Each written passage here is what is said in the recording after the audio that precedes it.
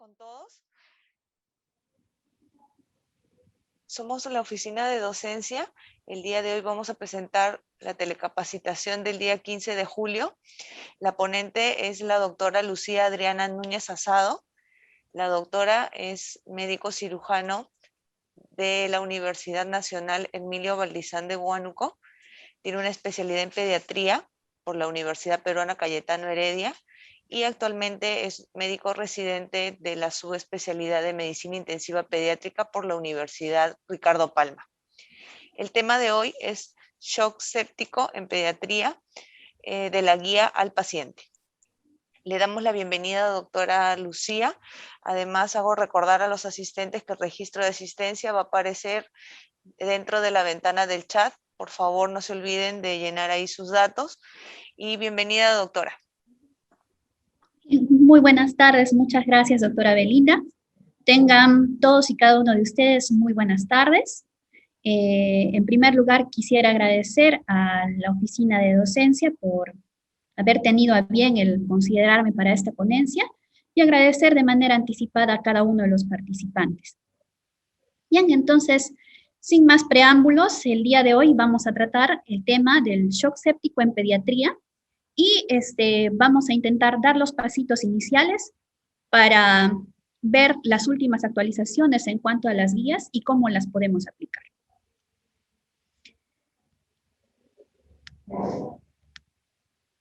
Bien, entonces, para dar inicio, vamos a señalar de que el shock séptico en la actualidad es un problema de salud pública y frente a hacer esta una adversidad presente en los adultos, los niños tampoco escapan a esta realidad.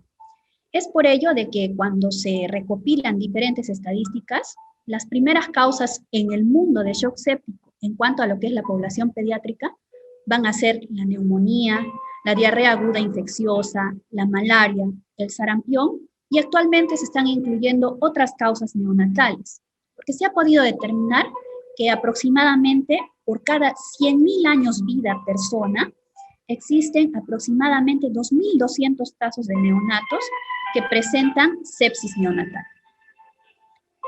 Además, se puede destacar de que pese a todos los esfuerzos que se realizan hoy en día con los avances que se están dando dentro de la medicina, la mortalidad en cuanto a lo que es el shock séptico sigue siendo bastante alta. Y como podemos observar aquí, las estadísticas señalan que la mortalidad en los pacientes que padecen el shock séptico va desde el 4 al 50%. Como podemos observar, el rango es bastante amplio. Esto es debido a que van a existir diferentes factores que pueden predisponer a la muerte del paciente. Lamentablemente, en los países como el nuestro, que se encuentran en vías de desarrollo, mucha de esta mortalidad puede estar influida incluso por el lugar de procedencia del paciente, es decir, la ubicación geográfica apagar el fondo musical, gracias. Un rol bastante importante en lo que es la mortalidad. Aproximadamente por año se registran cerca a 1.2 millones de muertes producto del shock séptico en los pacientes pediátricos. Bien, entonces, habiendo tomado un poco conciencia de cuál es la envergadura de este problema, es que vamos a señalar de que los objetivos de esta charla van a ser, en primer lugar, recordar definiciones.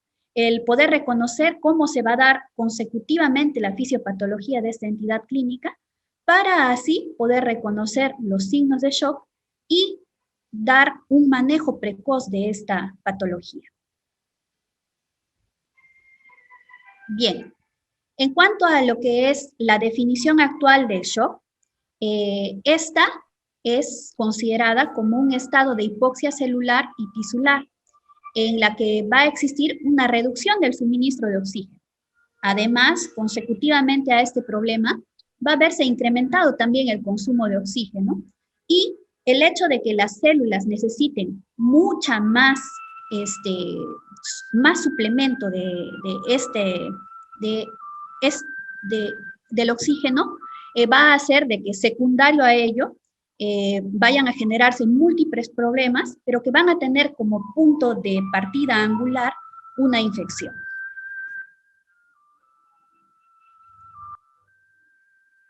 Bien, en cuanto a lo que es las bases para poder entender el shock, vamos a tener que reconocer que dentro de nuestro organismo existe un equilibrio que se va a mantener, sobre todo a nivel del aparato cardiovascular. Para ello van a contribuir el hecho de que múltiples tópicos estén adecuadamente equilibrados. Es por ello de que vamos a considerar de que en primer lugar tiene que haber un buen volumen circulante. Ese buen volumen circulante debe estar acompañado de un buen tono vascular y consecutivamente a estos tiene que existir un buen gasto cardíaco.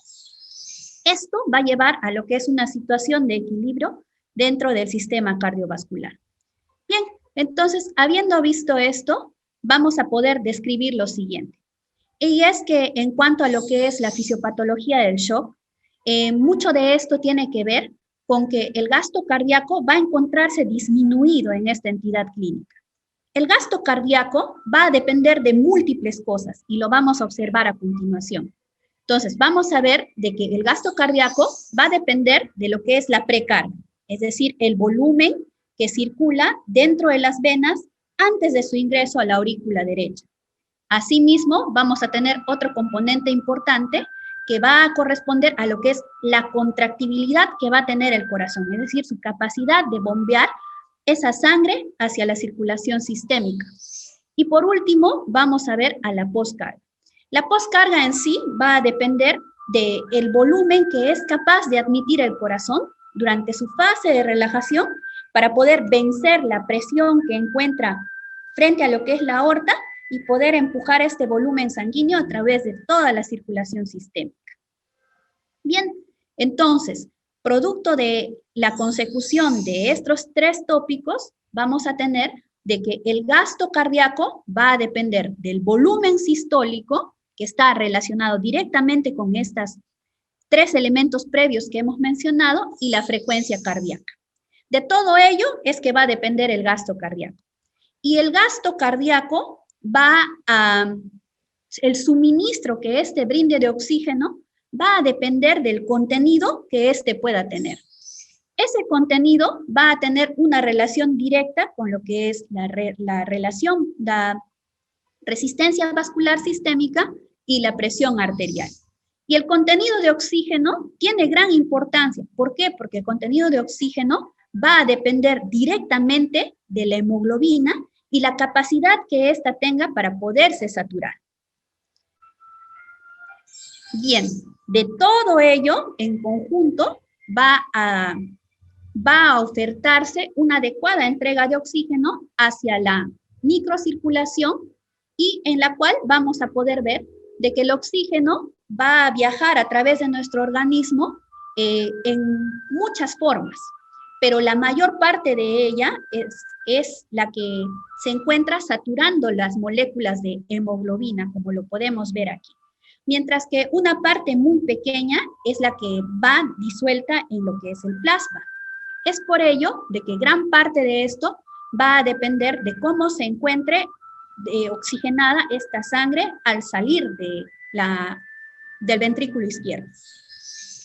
Y consecutivo a esta entrega vamos a tener un consumo dentro de lo que vienen a ser las células.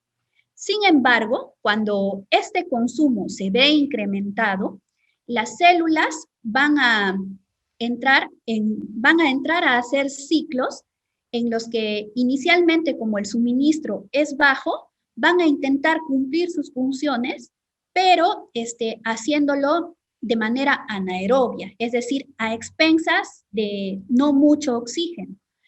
Consecuencia de ello es que vamos a tener que el ácido láctico va a incrementarse producto de este metabolismo anaerobio. En lo que viene a ser la fisiopatología del shock, va a verse disminuida la precarga y por lo tanto, consecutivamente, una vez que se vayan venciendo los diferentes efectos compensatorios, va a haber repercusión en lo que es la contractibilidad, la postcarga, haciendo pues que el gasto cardíaco disminuya y por lo tanto la entrega de oxígeno también se vea afectada y las células obligadas a realizar su metabolismo de manera anaerobia. Esto va a exigir más trabajo por parte de las células. Y para intentar mantener toda su función a tope, es que la circulación va a buscar ser mucho más rápida para poder intentar hacer llegar el oxígeno más rápido a las células, ¿no? Y a pesar de que este se encuentre disminuido, lo que va a ocurrir es que los vasos que vienen después del corazón van a tenderse a contraer. Esto va a hacer de que al disminuir el radio de la tubuladura de lo que son los vasos sanguíneos, la sangre discurra mucho más rápido y ello intente hacer llegar el oxígeno a las diferentes células, ¿no? Y lamentablemente, una vez que se vence este ciclo en el cual el metabolismo anaerobio ya no es del todo eficiente, va a darse lugar a lo que es la muerte celular. Entonces, eso es lo que a grosso modo va a ocurrir dentro de lo que es la falla cardiovascular producto del shock séptico. Bien, entonces, habiendo revisado ya estas bases con mucho más detenimiento, vamos a observar de que a nivel ya microscópico, es decir, dentro de cómo se ven afectados todos los órganos producto de esta disminución del gasto cardíaco y por lo tanto de la entrega de oxígeno, van a dispararse gran cantidad de mediadores proinflamatorios, porque producto del ingreso de lo que viene a ser una toxina, ya sea por una infección bacteriana, una infección por hongos, es que se va a dar lugar a que se desencadene una gran cascada de mediadores proinflamatorios. Finalmente, en lo que es el daño que vamos a observar a nivel vascular, en el shock séptico va a darse sobre todo a nivel del endotelio. Bien, siendo así, considero de que una imagen habla mejor que 1000 palabras. Entonces, ya hemos podido observar con anterioridad de que el gasto cardíaco va a distribuirse en los diferentes órganos, ¿verdad? Y la economía de estos va a depender por el hecho de que muchos de estos órganos van a intentar ser priorizados cuando sufrimos de shock.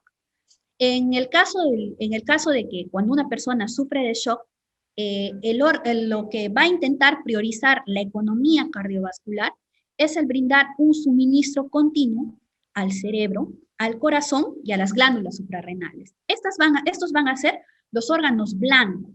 Por lo tanto, la vasoconstricción que se va a producir va a intentar mantener ese suministro activo en estos 3 órganos, pero a expensas de que los demás órganos sufran.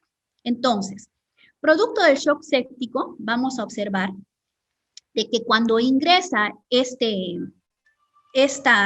noxa, que puede ser bacteriana o micótica, como lo hemos visto, va a darse lo que es la adherencia de los macrófagos a nivel del endotelio, ¿sí?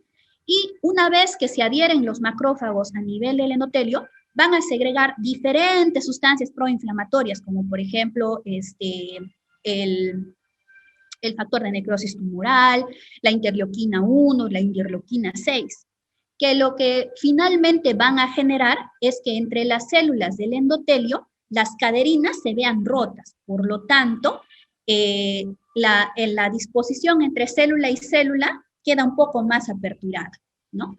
Ello va a hacer de que exista una fuga a través de este sistema, ¿no? Y que mucha parte del gasto tienda lamentablemente a extravasarse. Es por eso que el shock séptico es el principal representante del shock distributivo. ¿Por qué? Porque va a existir un incremento del gasto cardiovascular, pero que va a tender a secuestrarse en un tercer espacio, ¿sí? Entonces, lo que más va a sufrir va a ser el glucocálix del endotelio. Producto de este daño a lo que es el nivel endotelial, va a darse o va a promoverse un sistema de procoagulación. Por lo tanto, la fibrina y las plaquetas van a tender a intentar acoplarse para intentar mantener esas uniones juntas, ¿no? Y lamentablemente esto va a dar lugar a que dentro de los vasos se produzca una coagulación intravascular, ¿no? que como bien sabemos viene a ser un paso ya casi premonitorio a la muerte del paciente. Entonces, como hemos podido observar, producto de todo este daño a nivel vascular de manera general, ya los órganos van a comenzar a sufrir, ¿no? Entonces, aquí, por ejemplo, observamos un cateterismo en el cual el gasto cardíaco se encuentra normal, pero como podemos ver en el shock séptico, ya en este mismo cateterismo, la circulación tiende a ser mucho más lenta y existe mucho mayor turbulencia en los vasos, producto de estos mecanismos proinflamatorios que se van a dar dentro del endotelio, haciendo pues que los demás órganos tienden a sufrir por hipoperfusión. Bien, entonces, muchos de estos órganos van a sufrir ¿en qué medida? Dependiendo de cuánto sea el gasto cardíaco que estos requieran para su adecuado funcionamiento. Por ejemplo, los riñones de nuestra economía de gasto cardíaco requieren un 20% para poder mantener su función. Otro órgano muy importante que va a padecer dentro del shock séptico va a ser, por ejemplo, todo el tubo gastrointestinal, ¿no? Eso por la gran extensión que tiene. Y si recordamos también otro órgano dentro de nosotros que tiene una gran extensión, viene a ser la piel. Es por ello de que todos estos mecanismos van a generar de que la vasoconstricción sea tan fuerte que aquellos órganos que son más amplios tiendan a sufrir más, pero con el hecho de que nuestro organismo intente mantener nuestra función cerebral, cardíaca y la función de nuestras glándulas suprarrenales. Bien, entonces, habiendo visto esto, vamos a observar de que inicialmente, en cuanto a lo que viene a ser los mecanismos que se van a dar para intentar compensar un estado de shock que está en sus fases iniciales, en el caso de los niños, va a intentar y en el caso en general de adultos y niños, para intentar mantener este gasto cardíaco, el corazón va a intentar mantener frecuencias mucho más altas, ¿no? Sin embargo, recordemos que cuando observamos las frecuencias cardíacas en los niños, a menor edad, estas frecuencias cardíacas tienden a ser mucho más altas, a diferencia de en el adulto, que por ejemplo encontramos una frecuencia cardíaca normal entre 80, 100 latidos por minuto. En, por ejemplo, un recién nacido, una frecuencia cardíaca normal está entre 160 y 200 latidos por minuto, ¿no? Y estas van a ir disminuyendo conforme el niño va creciendo. Por lo tanto, habiendo observado esto, vamos a denotar de que la taquicardia va a ser un mecanismo que se va a agotar mucho más rápidamente en los niños, por el hecho de mantener frecuencias cardíacas altas ya de por sí. Producto de esta consecución de la taquicardia, el hecho de que se segreguen factores neurohumorales que intenten mantener la economía, como les mencionaba, en especial dirigiéndola a nuestros órganos blancos, es que va a darse una vasoconstricción de tipo general. Producto de la vasoconstricción va a existir ya lo que viene a ser una parte de hipoperfusión. Y esta hipoperfusión la vamos a notar mucho más dentro de lo que viene a ser la piel del niño, ¿no? Es por eso de que en los modelos de shock, si bien es cierto, podemos distinguir de que el shock séptico puede dividirse en un shock séptico de tipo caliente y un shock séptico de tipo frío. En los niños se han descrito ya estos modelos fisiopatológicos, igualmente en adultos. Sin embargo, en los niños la presentación mucho más frecuente va a ser la de shock frío. Entonces, producto de esta hipoperfusión, vamos a observar que inicialmente la piel va a tornarse algo pálida y conforme van incrementándose las horas, esta piel va a tender a convertirse en algo marmórea, reticulada. Y otro gran aspecto que debemos de observar en estos niños va a ser, antes de ver marmórea y toda la piel, lo que se va a ver más comprometido va a ser el llenado capilar. Recordemos de que el llenado capilar en los niños no es igualmente evaluable que en los adultos. En los adultos, por ejemplo, nosotros vamos a evaluar el llenado capilar a nivel de lo que son los lechos unguiales. En los niños, eso no va a ser posible. Entonces, la forma en la que nosotros debemos evaluar el llenado capilar va a darse, por ejemplo, en los pulpejos de los dedos de los pies. Está descrito poderlo examinar en lo que es la parte del pecho y en la frente, ¿no? Entonces, la forma adecuada de evaluarlo es tomar el pulpejo del niño, hacer una compresión. Primero, observar la coloración que tiene de base. Luego, vamos a hacer una compresión moderada, la cual la vamos a mantener durante 5 segundos.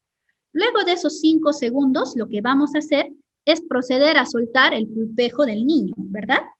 Y ahí vamos a observar cuánto demora en mantener su color de base. Entonces, esa es la forma adecuada de evaluar el llenado capilar en los niños, que como les había dicho, viene a ser un signo ominoso de lo que viene a ser hipoperfusión. Bien, entonces, mucha de esta hipoperfusión va a hacer de que los diferentes órganos vayan fallando consecutivamente uno tras otro, ¿sí? Y a expensas de lo que es este aumento en las necesidades del consumo de oxígeno para intentar mantener las funciones todavía adecuadas, es que va a entrar en este ciclo anaerobio y vamos a observar ya en los estadios mucho más avanzados el hecho de que va a tenderse a acumular el ácido láctico, ¿no? Y si esta condición va perpetuándose en el tiempo, los órganos van a ir sufriendo uno a uno, teniendo como punto final ya una disfunción orgánica múltiple y producto de esta misma se va a desencadenar la muerte. Entonces, estos gráficos son para hacerles recordar de que en los niños el shock puede presentarse de dos maneras, un shock caliente o un shock frío, ¿no?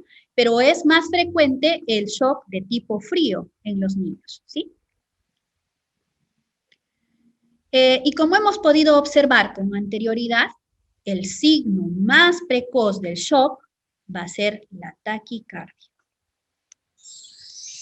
Y este es un modelo para hacerles recordar de que existe el shock caliente, ¿no?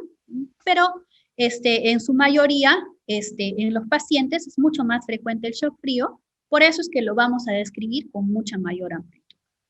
Bien, entonces, habiendo observado ya cómo es que se va a comportar nuestro organismo frente a la noxa de una infección, van a existir diferentes criterios diagnósticos, ¿no? Si bien es cierto, habíamos visto de que la definición es muy bonita, ¿no? En cuanto a lo que señala de que va a existir una disminución en lo que es la oferta de oxígeno, un aumento del consumo secundario a una infección. Pero para ello nosotros necesitamos operacionalizar ese conocimiento y poderlo llevar al diagnóstico de nuestro paciente. Entonces, para ello, aún en niños, se siguen manteniendo lo que son las definiciones de síndrome de respuesta inflamatoria sistémica, lo que es la sepsis y consecutivamente lo que viene a ser el shock séptico. Bien, entonces, en el año 2005, Goldstein realizó una observación en una población bastante mayoritaria de lo que son niños y pudo hacer la distinción en cuanto a los criterios de SIRS para los pacientes pediátricos, distinguiéndola de los pacientes adultos. Entonces, cuando nosotros hablamos de un síndrome de respuesta inflamatoria sistémica, el paciente debe de cumplir 2 o más de los siguientes criterios, como son, en primer lugar, la temperatura, ¿no? Que puede ser condicionada por hipotermia, es decir, cuando esta es menor a los 36 grados centígrados, o de hipertermia, cuando el paciente presenta más de 38.5 grados centígrados. En cuanto a lo que es la frecuencia cardíaca, aquí vamos a hacer una distinción muy especial. Como les había mencionado, las frecuencias cardíacas no son iguales de base en un recién nacido, en un lactante o en un adulto. Entonces, para hacerlo un poco más práctico, Goldstein intentó señalar de que los pacientes que presentan una edad menor a los 12 meses tendrían como punto de corte aproximadamente una frecuencia cardíaca normal hasta un tope de 180. Entonces, cuando las encontramos mucho más elevadas, sobre todo en este grupo etario, estas pueden ya estarnos avisando o alertando de que el paciente está entrando en shock. Mientras que en los pacientes que pueden ser los lactantitos menores, también se puede considerar cuando la frecuencia cardíaca es menor al percentil 10. ¿Por qué puedo describir esto? Porque en los pacientes lactantes menores, es decir, en aquellos que tienen menos de 12 meses, se ha podido observar que en lugar de desarrollar más taquicardia, pueden tender a desarrollar con mucha mayor frecuencia bradicardia. Pero esta tiene que tener como criterio el hecho de que se mantenga, por ejemplo, por más de 30 minutos, que no esté condicionada por una patología cardíaca de base, o que el paciente, por ejemplo, no reciba beta bloqueadores, que condicionen, pues, esta disminución de la frecuencia cardíaca. Entonces, este es un acápite del cual debemos tomar especial consideración en los pacientes pediátricos. En cuanto a lo que es considerar la frecuencia respiratoria, bueno, la taquipnea va a ser también un signo que nos alerte en cuanto a lo que viene a ser el shock, ¿no? Y esta va a depender del grupo etario en el que nos encontremos, ¿no? Por ejemplo, en los pacientes usualmente menores de 6 meses hasta casi el añito, se considera una frecuencia respiratoria que puede tener máximo como tope las 50 respiraciones por minuto, de ahí sobre el año a 40 respiraciones por minuto, y por encima de los 3 años hasta las 30 respiraciones por minuto. Entonces, esos deben ser rangos que nosotros debemos tener en consideración para poder hacer el diagnóstico de una parte de esta entidad clínica que estamos revisando. Y lo otro es considerar cómo se encuentra el conteo de los glóbulos blancos, ¿no? Pero para ello, recordemos que el conteo de glóbulos blancos no es similar en el adulto y en el paciente pediátrico, ¿no? Para los pacientes adultos consideramos una leucocitosis cuando ésta se encuentra encima de 10.000. De manera práctica, nosotros consideramos una leucocitosis cuando los pacientes, por ejemplo, hasta los 3 añitos, presentan leucocitos por encima de los 15.000, ¿no? Esto porque los diferentes conteos van a estar entre rangos entre 13.500, 14.500, ¿no? Entonces, para tomarlo de manera práctica, 15.000 puede ser nuestro punto de corte para poder observar de que existe una leucocitosis. Y lo otro que se puede observar es de que cuando el paciente presenta un mayor conteo de las formas inmaduras, es decir, la presencia de bastones, cuando esta es más de un 10%, nos puede llevar a sospechar y hacer el diagnóstico específico de este criterio.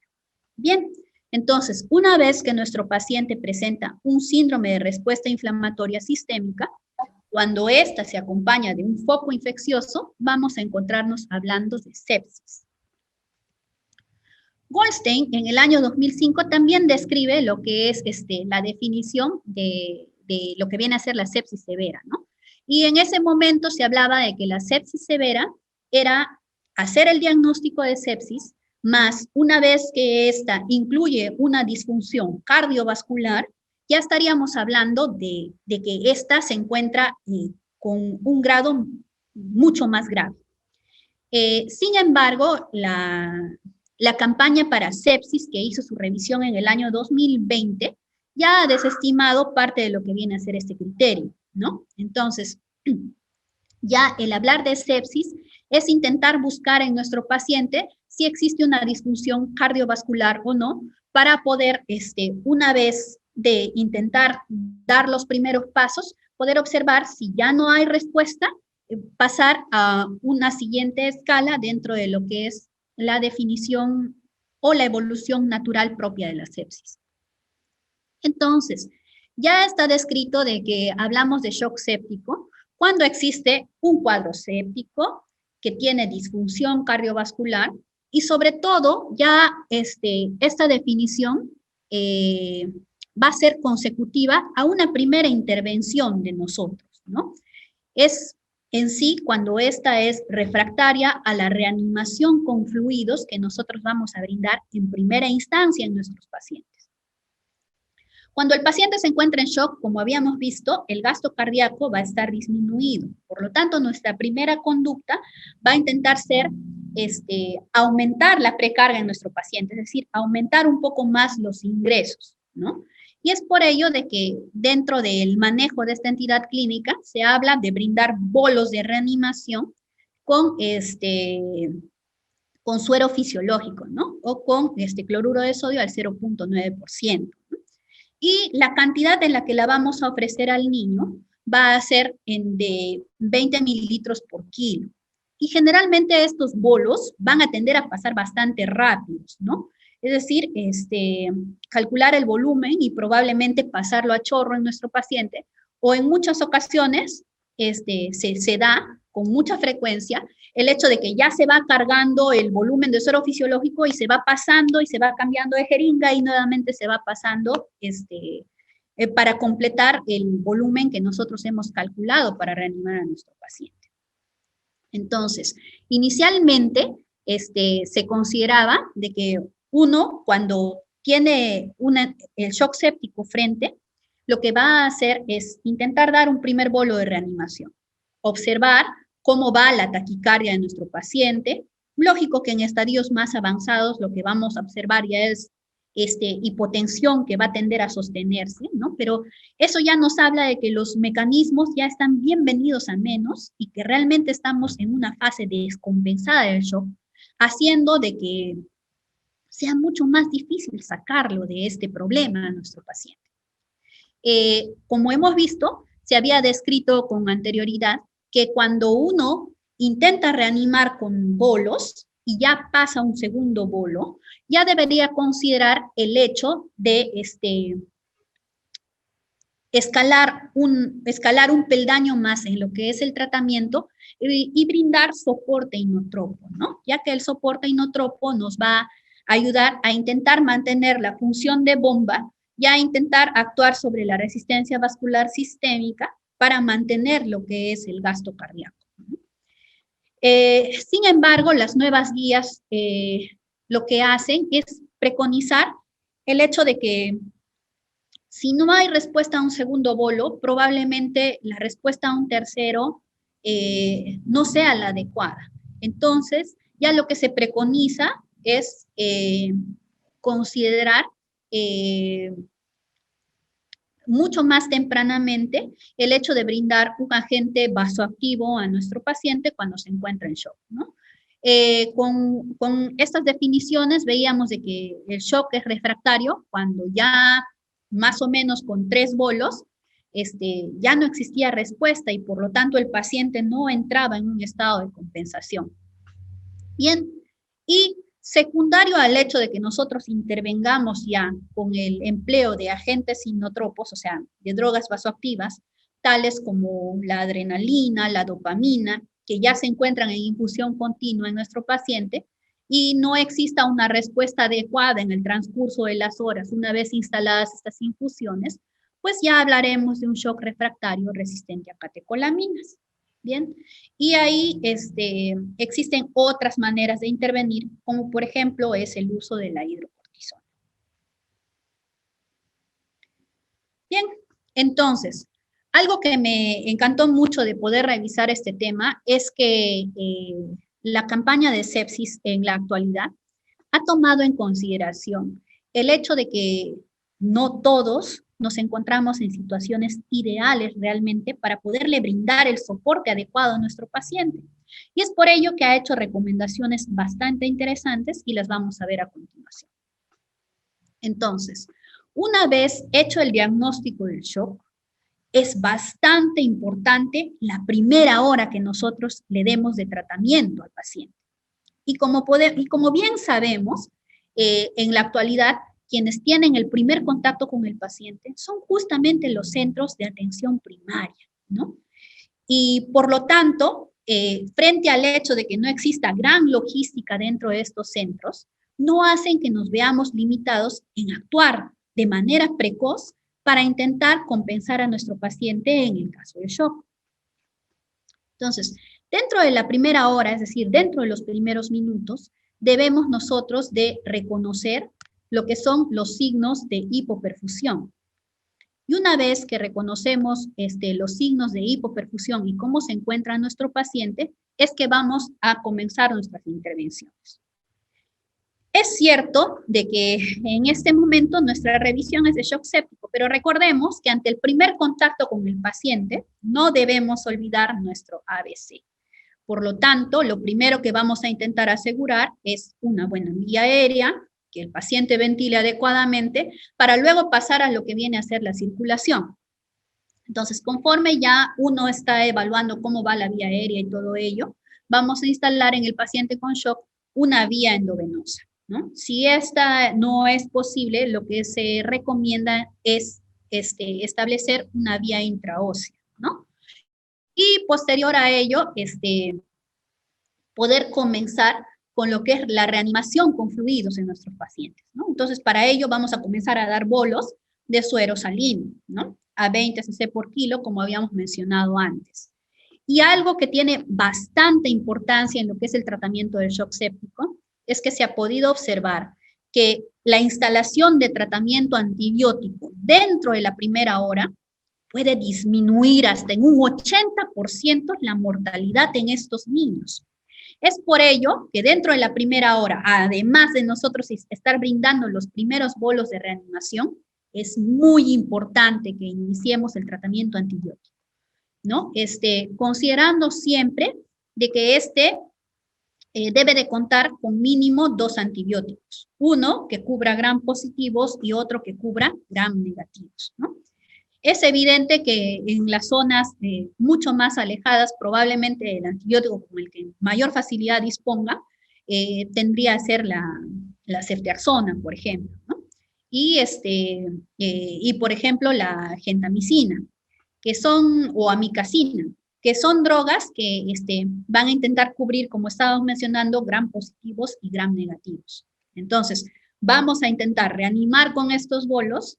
Y en otra vía lo importante sería estar comenzando a pasar el tratamiento antibiótico, por esta repercusión que va a haber dentro de la mortalidad. Bueno, para centros ya en los que haya la disponibilidad, lo que se va a hacer es intentar obtener pues las muestras de hemocultivo.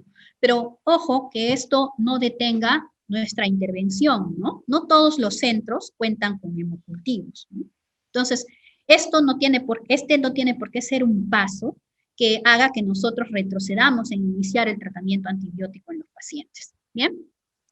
Y en los centros en los que esté disponible, vamos a observar lo que es ya la medición del lactato, ¿no? Que para el caso de los niños, en adultos se ha descrito muy bien, ¿no? De que el lactato debe mantenerse por debajo de 2, ¿no? Sin embargo, en los estudios que se han visto en niños, los puntos de corte son bastante diferentes, ¿no? Hay quienes describen 4 de lactato, otros que describen por encima de 3, que ya puede estar esto relacionado con la mortalidad, ¿no? Pero en realidad nuestras intervenciones lo que deben hacer es intentar mantener niveles de lactato que sean muy próximos a lo que es normal, ¿no?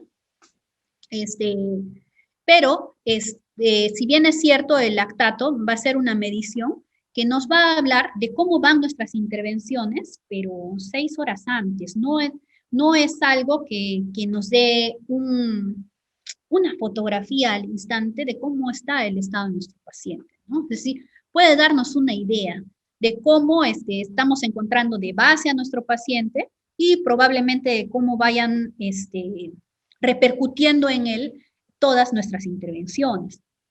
Sin embargo, en lo que viene a ser el shock, es bastante importante monitorizar de manera frecuente y sobre todo ir observando cómo van dándose los cambios, sobre todo dentro de las funciones vitales, dentro de lo que es la perfusión. Entonces, es mucho más importante intentar monitorizar cómo va mi perfusión periférica, cómo está mi percepción en cuanto a lo que vienen a ser los pulsos.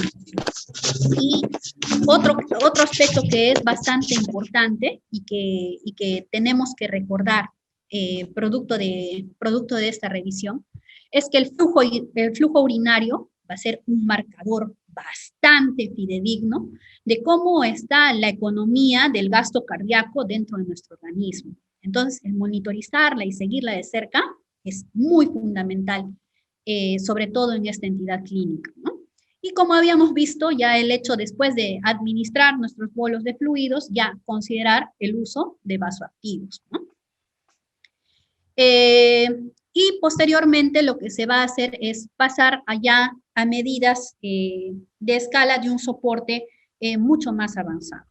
Sin embargo, un aspecto bastante importante que nos ofrece hoy en día la campaña para sepsis es que ya considera el hecho de atender a estos pacientes, pero sobre todo ya en lugares del primer nivel de atención.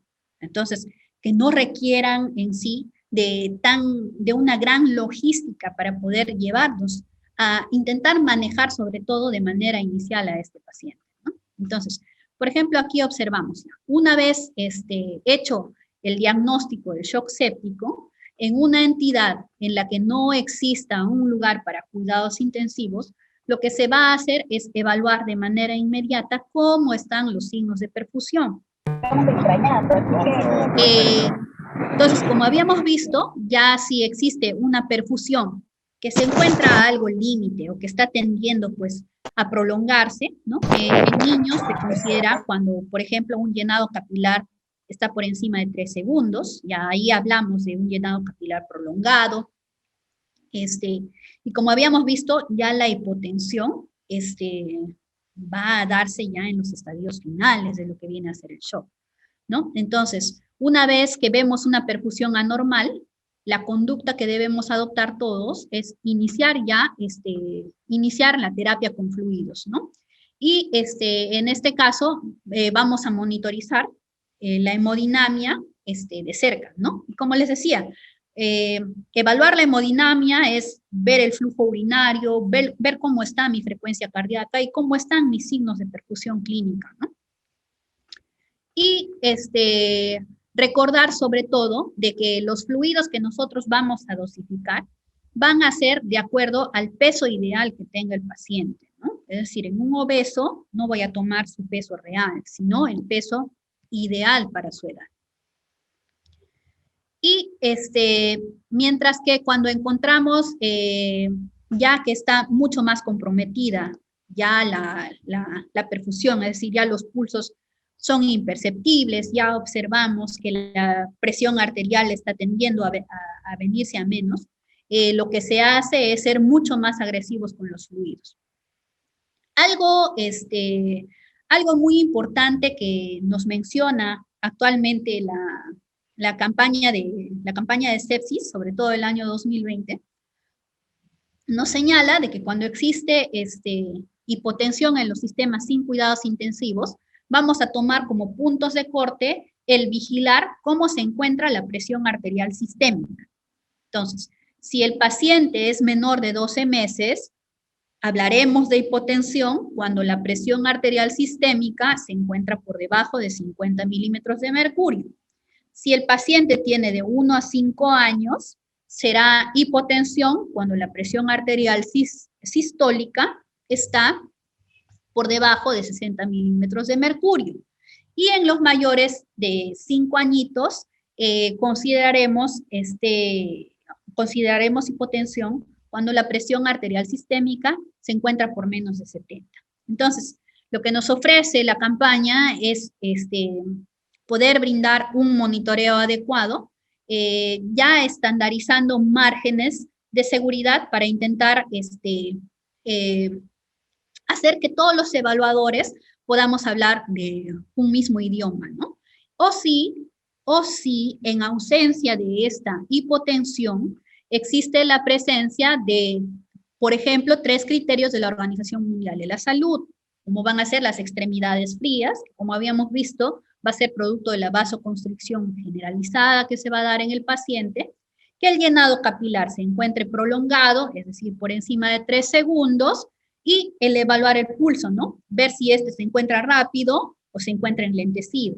Entonces, esas son maneras en las que podemos nosotros monitorizar a nuestro paciente, ¿no?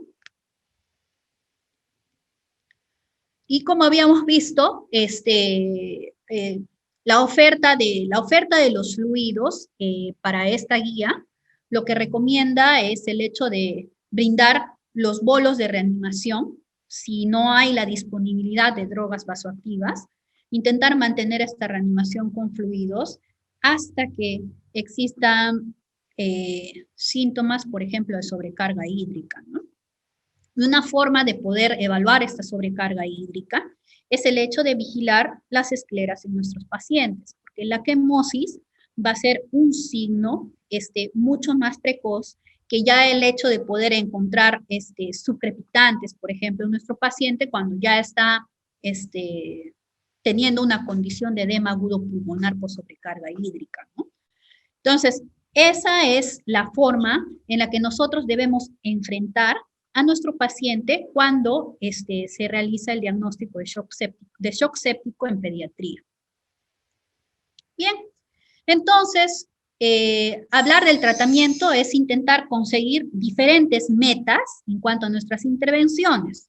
Para ello vamos a monitorizar, como habíamos mencionado a lo largo de toda esta ponencia, la frecuencia cardíaca, cómo se encuentra el llenado capilar, ver que no exista diferencial, sobre todo en lo que son los pulsos periféricos y los pulsos centrales.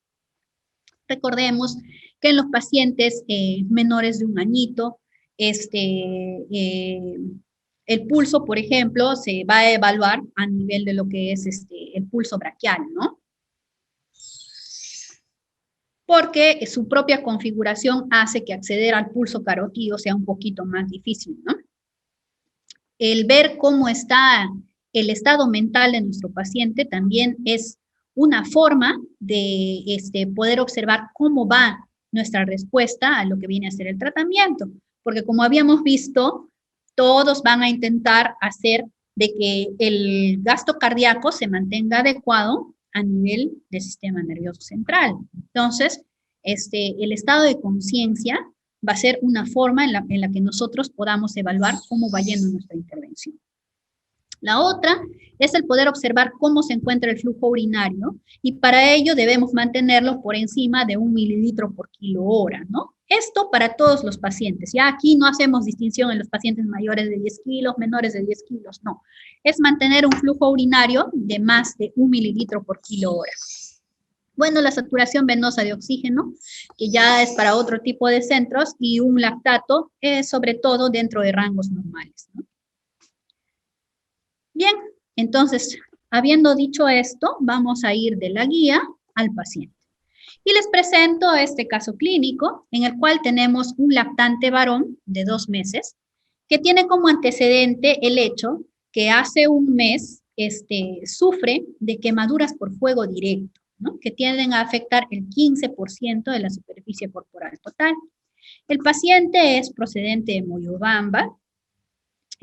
Bueno, lógicamente es referido en sus fases iniciales. Durante su estancia hospitalaria lo que se hace es brindarle su reanimación con fluidos como parte de lo que es la atención del gran quemado. Darle soporte inotropo, brindarle soporte ventilatorio si lo requiere, y se dan las diferentes intervenciones sobre sus quemaduras, ¿no? Una vez que estas mejoran, el paciente es dado de alta hacia un ambiente de hospitalización, pero aún con recuperación de sus quemaduras. Y después de haber sido dado de alta de la UCI, nuevamente interconsultan al área de quemados, porque el paciente en ese momento presentaba ya un tiempo de enfermedad de más o menos unas 12 horas, caracterizado por dificultad respiratoria, que va haciéndose mucho más severa en el transcurso de las horas, acompañándose de politirajes. Luego observan de que hay una disminución de la saturación de oxígeno, que el paciente se mantiene taquicárdico, y que ya unas 2 horas antes a la admisión del paciente ya notan que el paciente se torna soporoso y que comienza a tomar una coloración más reticulada y que luego comienza a tornarse marmórea, ¿no? Y por ello es que se procede a readmitir a este paciente en lo que viene a ser la UCI de quemados, ¿no? Bien, entonces, habiendo observado esto, tenemos de que al examen físico, este es un paciente que presenta una frecuencia cardíaca de 210 latidos por minuto. Bueno, eso es algo que a nosotros debe de llamarnos la atención, ¿verdad?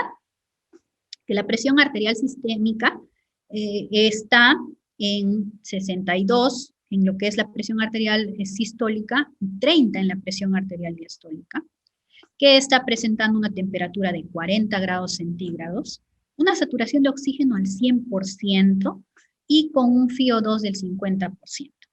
Ojo, que si nosotros observáramos nuestro paciente mucho antes de poder asegurar a un FiO adecuado, porque en el examen físico ya este paciente se encuentra intubado, que como sabemos, el primer paso cuando tenemos un paciente con shock es mantener el ABC. Entonces aquí ya se ha asegurado una vía aérea en el paciente, ¿sí? Bien, y encontramos de que el paciente se encuentra con una piel reticulada, con un llenado capilar más de 3 segundos, que los ruidos cardíacos son rítmicos, regulares, que no hay presencia de soplos, pero sí llama la atención que los pulsos periféricos son imperceptibles, ¿no? El murmullo vesicular está pasando muy bien en ambos hemitórax y no hay ruidos agregados, ¿verdad?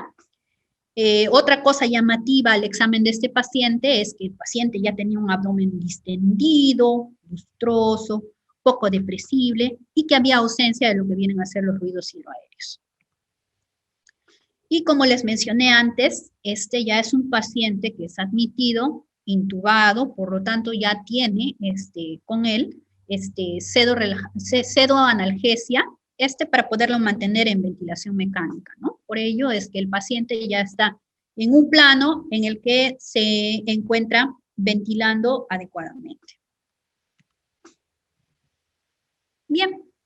Entonces, para esto se recaban exámenes auxiliares y se puede observar que este paciente tiene una leucocitosis, ¿no? Ya nos llama la atención porque tiene 18.520 leucocitos por milímetro cúbico y una hemoglobina que está algo límite en 10.6. Señalamos límite porque en el manejo del paciente gran quemado se requiere manejar hemoglobinas por encima de 10 para poder mejorar la oxigenación alrededor de la piel y procurar una adecuada cicatrización de las heridas, ¿no? Las plaquetas están dentro de rangos normales todavía, en 262.000, pero ya podemos observar de que los abastonados están en un 4%, es decir, con un conteo absoluto de 740. Entonces, eso ya debe de llamarnos la atención. Entonces, hasta ahí, nuestro paciente ya ha completado varios de los criterios de un síndrome de respuesta inflamatoria sistémica, ¿verdad? Porque tenemos la presencia de la taquicardia, tenemos la presencia de la fiebre y hay la presencia de leucocitosis en nuestro paciente. Entonces, ya con esto hemos hecho el diagnóstico de un síndrome de respuesta inflamatoria sistémica. ¿Bien? En el aspecto bioquímico, la glucosa está en 86, el lactato tiene una tendencia a ascender, porque generalmente manejaba lactatos entre 0,6, 0,8, pero que en el transcurso de las horas han ido incrementándose y actualmente tiene una tendencia a ir subiendo de a pocos y aún está en rangos normales, ¿no? Está en 1.4. La urea se encuentra en 14.8, la creatinina en 0.27. Pero, doctora, ¿y qué hay de los marcadores infecciosos? Bueno, ya para esto el paciente había tenido un gran incremento en lo que viene a ser la PCR, que se encontraba en 328 más o menos, y la procalcitonina, que también había positivizado, que estaba en 23.6. Entonces, esto nos habla de que ya existe un proceso infeccioso. Como bien sabemos, la procalcitonina tiende a ser un marcador bastante sensible para lo que viene a ser las infecciones, sobre todo de origen bacteriano.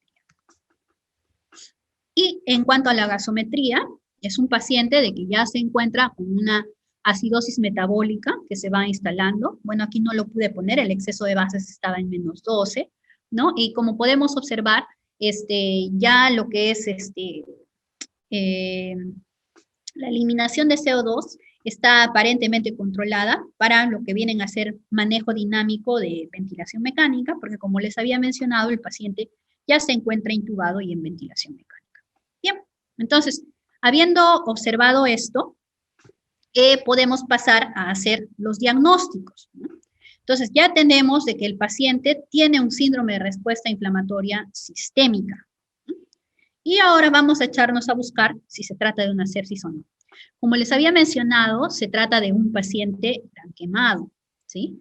Aquí les muestro una fotografía en la que, bueno, esto ya es casi al 7º día en el que se pudo realizar parte de una limpieza quirúrgica, pero lo que les quiero hacer notar en esta fotografía es el hecho de que aquí tiene como puntos de coloración negruzca, ¿ya? Entonces, cuando se realiza el estudio de la infección de este paciente, en su hemocultivo encontramos de que estaba siendo infectado por una pseudomonas multiresistente y que parte de estas lesiones satélites eran producto de un edema gangrenoso que estaba desarrollando el paciente.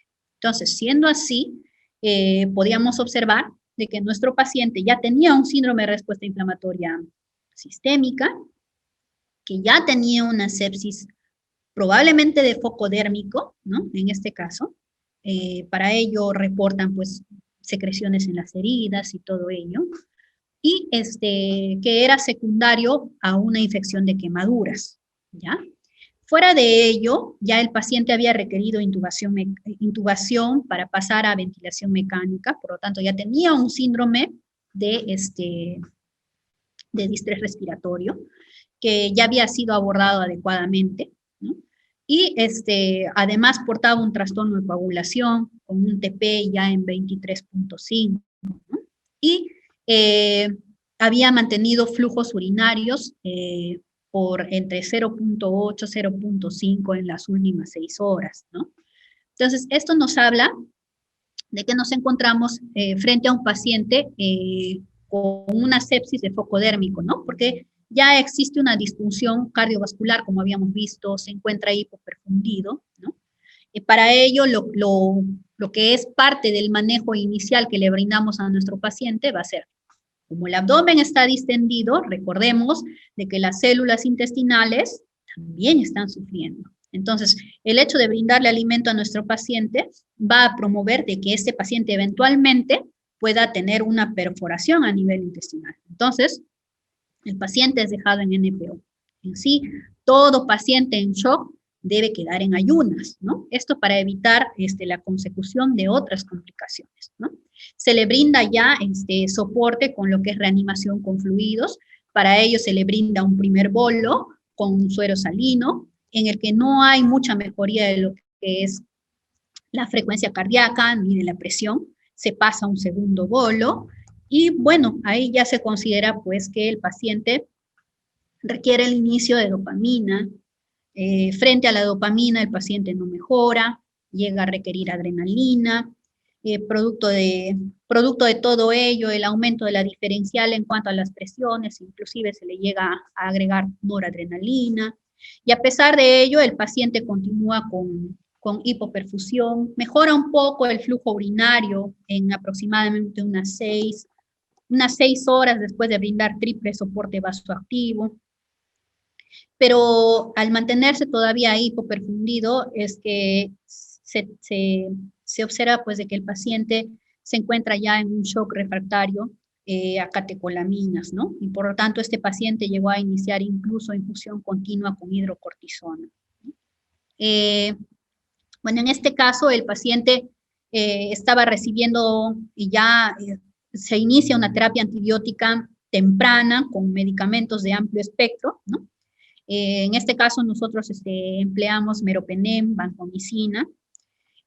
Cabe recordarles de que el paciente ha sido de muy difícil manejo después de ese cuadro de shock, requiriendo incluso escalar mucho más la terapia antibiótica, fuera de las limpiezas quirúrgicas múltiples, tenía que entrar a curación cada 12 horas, e inclusive llegó a requerir pues un tratamiento bastante largo, llegamos a completar 48 días de tratamiento con meropenem, a completar un ciclo de colistina en 28 días, ¿no? Esto por la severidad ya del agente infeccioso que tenía, ¿no? Entonces, con esto quiero señalarles, ¿no?, de que cuanto más rápida la intervención, es mucho más fácil poder intentar sacar el shock a nuestro paciente, ¿no? Lamentablemente, en este caso ya el shock había pasado a ser descompensado, ¿no? Y eso hace de que el manejo, pues, requiera de muchas más medidas, y no todos, lamentablemente, contamos con la logística suficiente para poder mantener este tipo de pacientes, ¿no? Entonces, lo que se procura es dar parte del manejo inicial y referirlo lo más pronto a un lugar de mayor nivel resolutivo, ¿no? Sin embargo, como les he presentado este escenario, es cierto, ¿no? Es de un paciente que se encontraba ya recuperándose, saliendo de un gran porcentaje de quemadura, pero dentro de un ambiente hospitalario. Y la realidad, al menos en todo nuestro país, es que la mayor parte de nuestros pacientes, cuando los recibimos en el SERUM o cuando los recibimos en los centros de atención nivel 2.2, nos llega de esta manera, ¿no? Es trágico ver que hoy en día muchos de los pacientes pueden llegar a estados de tanto deterioro clínico, ¿no?, como el que podemos observar en este video, ¿no? Con ello quiero hacerles recordar, ¿no?, de que no olvidemos nuestro ABC y que de allí animarlos a intentar brindar una reanimación adecuada con fluidos para intentar poder asegurar la vida de este niño, ¿no? Bueno, ese es un video extraído de YouTube, ¿no? Es lamentable ver cómo ese niño es contemplado sin atención médica en el amplio deterioro que tiene, ¿no?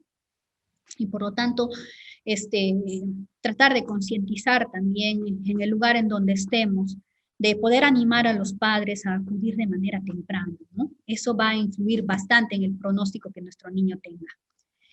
Bien, entonces en cuanto a lo que son las conclusiones de esta exposición, vamos a ver de que el reconocimiento de los signos clínicos de shock, como hemos visto, no requiere de gran logística, ¿no? Es el hecho de tener el conocimiento aquí y poderlo ver, ¿no? Y la intervención dentro de la primera hora es muy importante para disminuir dramáticamente la mortalidad. En la diapositiva anterior, la figura que les estaba mostrando es justamente la de mi pacientito, ¿no?, que ya nuevamente ha sido dado de alta de la UCI quemados, pero que ha requerido todo un manejo multidisciplinario para poderlo sacar adelante, ¿no? Bien, y que el monitoreo del flujo urinario va a ser fundamental para lo que es la evaluación de la respuesta a nuestras intervenciones, ¿no? Entonces, con esto pretendo animarlos a poder perderle el miedo, sobre todo a nuestros pacientes pediátricos, e intervenir de manera precoz para poderlos ayudar. Y termino, sin más que recordándoles, de que el buen médico trata la enfermedad, pero el gran médico trata al paciente que tiene la enfermedad. Muchísimas gracias.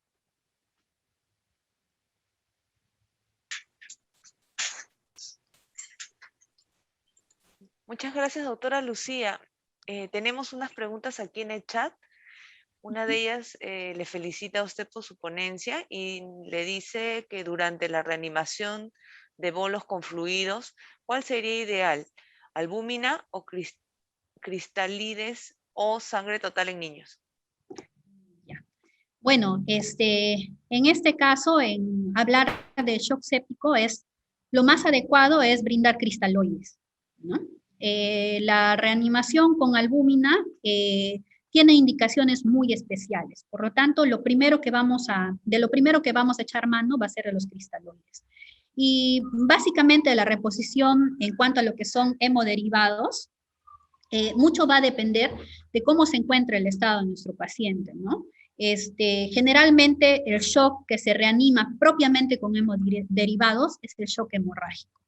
En los pacientes con shock séptico viene a ser una medida que la vamos a tomar todavía un poco más adelante, ¿no? Aunque una vez que nosotros comenzamos a brindar nuestra reanimación con fluidos, porque recordemos que el poder pasar hemoderivados depende pues de disponer de un banco de sangre, sobre todo, para poder realizar estas transfusiones. Entonces, la piedra angular va a ser el uso de cristaloides.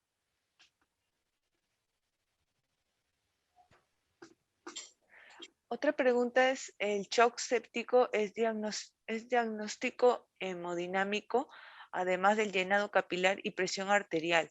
¿Qué otro sería ideal monitorizar en pacientes críticos? Además de la presión arterial, braquial sería ideal en pacientes pediátricos. Bueno, en cuanto a lo que es el monitoreo hemodinámico, hablar de monitoreo hemodinámico es hablar de un sinfín de herramientas que actualmente están disponibles, ¿no?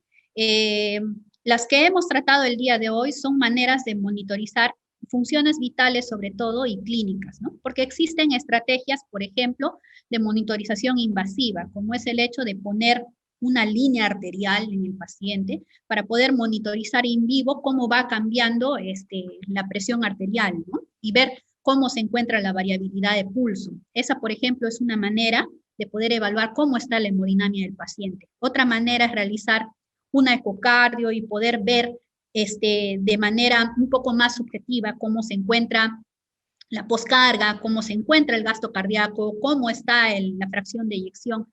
Entonces, básicamente lo que hemos intentado tratar aquí son aquellos modos de monitorizar que pueden ser mucho más, que pueden estar mucho más disponibles al alcance de los diferentes niveles de atención.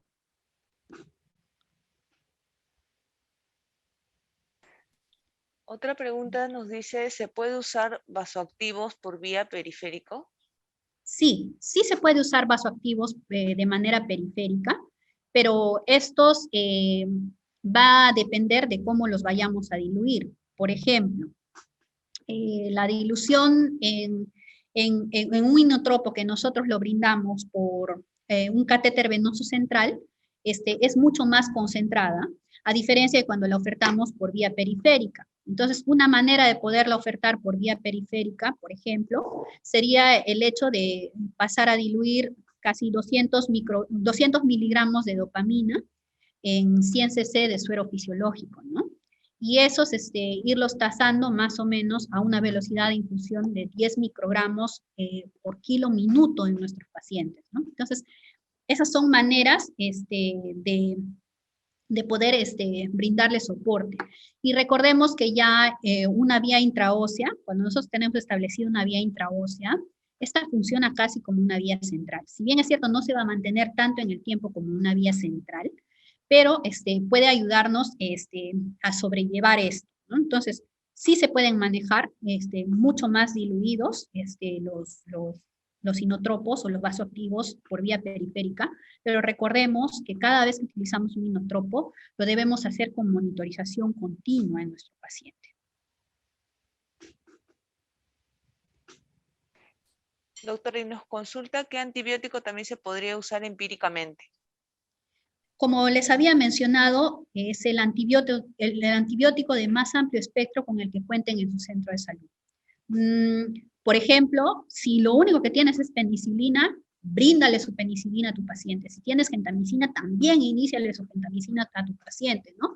Y brinda sobre todo cobertura para gram positivos y gram negativos. Emplea antibióticos endovenosos para poder ayudarlo, instalándolo sobre todo dentro de la primera hora, ¿no? Entonces, yo quiero animarlos, ¿no? Así lo único de lo que disponen es ceftriaxona, le inicien ceftriaxona a su paciente, ¿no? Y no duden en hacerlo, porque esto va a repercutir como habíamos visto en la mortalidad.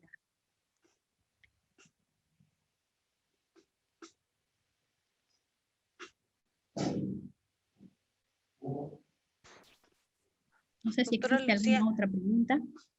tenemos otra pregunta que dice, ¿se puede usar vasoactivos en infusión continua o pulso por vía periférica?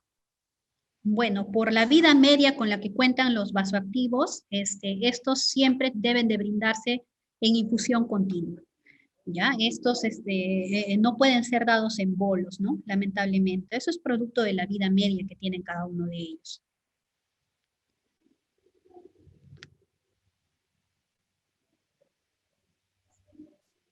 Doctora Lucía, agradecemos su gentil participación el día de hoy en la telecapacitación de Jueves Científico. La Oficina de Docencia les agradece por su participación y asistencia y los esperamos el próximo jueves. Muy buenas tardes. Muchísimas gracias. Buenas tardes. Gracias.